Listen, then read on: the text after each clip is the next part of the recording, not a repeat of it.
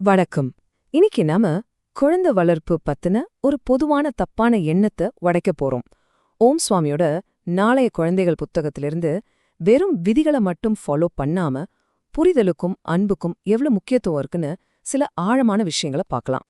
குழந்தைங்கள வளர்க்கறதுக்குன்னு தனியா ஒரு ரூல் புக் இருக்குன்னு நினைக்கிறீங்களா? நிறைய பேர் அப்படிதான் நினைக்கிறாங்க. ஆனா உண்மையில அப்படி ஒன்னும் கிடையவே கிடையாது. நிஜம் என்னன்னா, ஒவ்வொரு குழந்தைக்கும் நம்மளோட அப்ரோச் மாறணும். வாங்க, இத ஒரு சின்ன கதை மூலியமா புரிஞ்சுக்கலாம். ஒரு பாதிரியார் இருந்தாராம். அவருக்கு முதல் குழந்தை பிறக்கறதுக்கு முன்னாடி பேரண்டிங்க்கு இதுதான் 10 கட்டளைகள்னு ஒரு லிஸ்டே வச்சிருந்தாரு. ஆனா பாருங்க, ஒவ்வொரு குழந்தையா பிறக்க அந்த கட்டளைகள்லாம் முதல்ல சட்டமா மாறுச்சு. அப்புறம் வெறும் விதிகளா ஆச்சு. கடைசியில 4வது குழந்தை பிறந்தப்போ அது வெறும் 10 யோசனைகளா நின்னுடுச்சு. இதுல இருந்து நமக்கு என்ன தெரியுது? இதுல இருக்கிற மெசேஜ் ரொம்ப சிம்பிள். குழந்தை வளர்ப்புங்கிறது ஒரு ரூல் புக்கு கிடையாது, அது ஒரு பயணம். ஒவ்வொரு குழந்தைக்கும் ஏற்ற மாதிரி நாமளும் மாறிக்கிட்டே இருக்கணும்.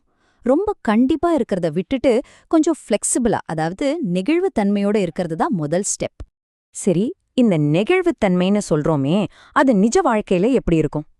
குழந்தைங்க பொய் சொல்றது, இது மாதிரி கஷ்டமான நேரத்துல நாம எப்படி நடந்துக்கிறோங்கிறதுல தான் இது தெரிய வரும். தண்டிக்கிறத விட அவங்க இடத்துல இருந்து யோசிக்கிறது எவ்வளவு பவர்ஃபுல்லானதுன்னு இப்ப பார்க்கலாம். இதுக்கு மகாத்மா காந்தியோட பேரன் அருண் காந்தியோட வாழ்க்கையில நடந்த ஒரு சம்பவம் ஒரு நல்ல உதாரணம். ஒரு நாள் அருண் வீட்டுக்கு வர லேட் ஆயிடுச்சு.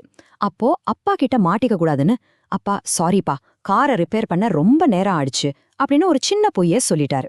ஆனா அவங்க அப்பா அவரை திட்டவே இல்ல. பதிலுக்கு ரொம்ப அமைதியா சொன்னாரு, என் பையன் என்கிட்டே பொய் சொல்ல ஆரம்பிச்சிட்டானா, அப்போ நான் அவனை வளர்த்துறதுல ஏதோ தப்பு பண்ணிருக்கேன். நான் இத பத்தி யோசிச்சுக்கிட்டே வீட்டுக்கு நடந்து போறேன்னு சொல்லிட்டாரு. பாருங்க, ஒரு வார்த்தை கூட சத்தமா பேசல. ஆனா அந்த ஒரு செயல் அருண் காந்தியோட மனசுல ஒரு ஆழமான பாடத்தை கத்துக் கொடுத்துச்சு.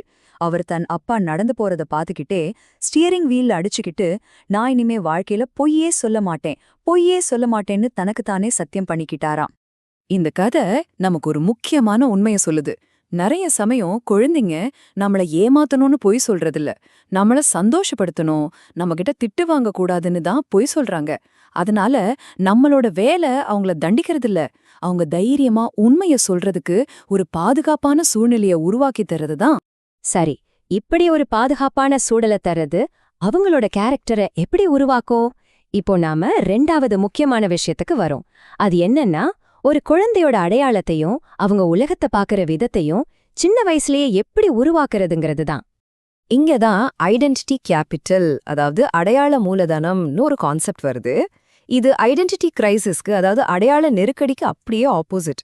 ஐடென்டிட்டி கிரைசிஸ்னா நான் யாருன்னு குழம்பி போய் தேடுறது.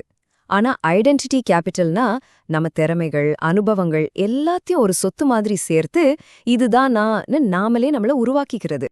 இந்த மூலதனத்தை உருவாக்க நம்ம குழந்தைங்களுக்கு எப்படி உதவலாம்? ரொம்ப சிம்பிள். அவங்களுக்கு எதுல ஆர்வம் இருக்குன்னு பார்த்து அதுல அவங்கள ஈடுபட வைக்கணும். அது ஸ்போர்ட்ஸா இருக்கலாம், ஆர்ட்ஸா இருக்கலாம், எதுவா வேணா இருக்கலாம். முக்கியமான விஷயம் என்னன்னா, இது அவங்களோட திறமையையும் தன்னம்பிக்கையும் பயங்கரமா வளர்க்கும். ஒரு குழந்தையோட அடையாளத்தை உருவாக்குறதுல அவங்க வளர்ற சூழல் ரொம்ப ரொம்ப முக்கியம். இந்த விஷயத்துல நாம உலகத்திலேயே ரொம்ப சந்தோஷமான நாடுகள்ல ஒன்னான டென்மார்க் கிட்ட இருந்து கத்துக்க வேண்டியது நிறைய இருக்கு. அவங்களோட சீக்ரெட் என்ன தெரியுமா? ஹியூகா அப்படிங்கிற ஒரு வார்த்தை தான். இத சரியா தமிழ்ல மொழிபெயர்க்க முடியாது, ஆனா மனசுக்கு இதமான ஒரு ஃபீல்னு சொல்லலாம். ஒரு கதகதப்பான, பாதுகாப்பான, எல்லாரும் ஒன்னா இருக்கிற ஒரு உணர்வு, அதுதான் ஹியூகா.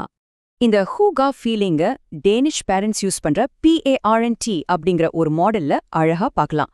வாங்க, இதுல இருக்கிற சில முக்கியமான ஐடியாஸ் என்னன்னு பார்க்கலாம். முதல்ல P ஃபார் பிளே, அதாவது விளையாட்டு.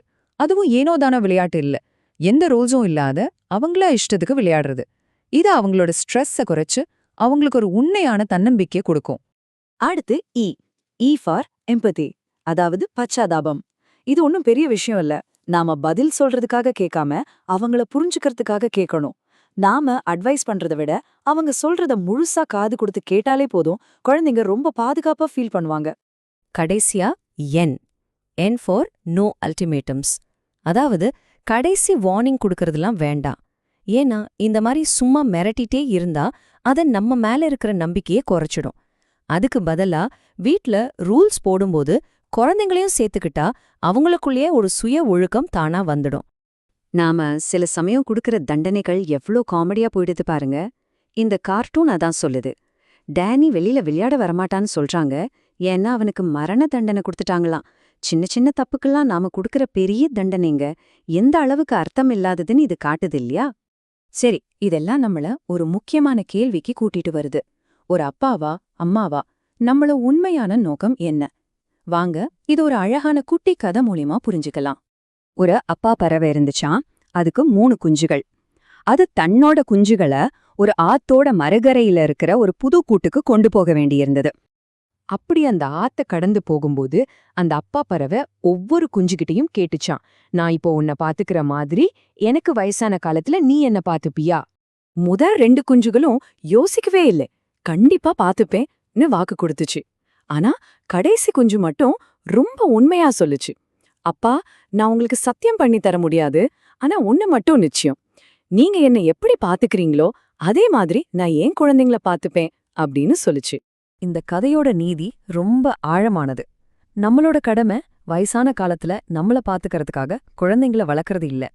நம்ம கடமை அடுத்த தலைமுறைய அன்பா பாத்துக்க போற நல்ல மனிதர்களை உருவாக்குறது தான். நீங்களும் கொஞ்சம் யோசிச்சு பாருங்க, நீங்க எந்த மாதிரியான ஒரு அன்பான பரம்பரைய உருவாக்கிக்கிட்டு இருக்கீங்க?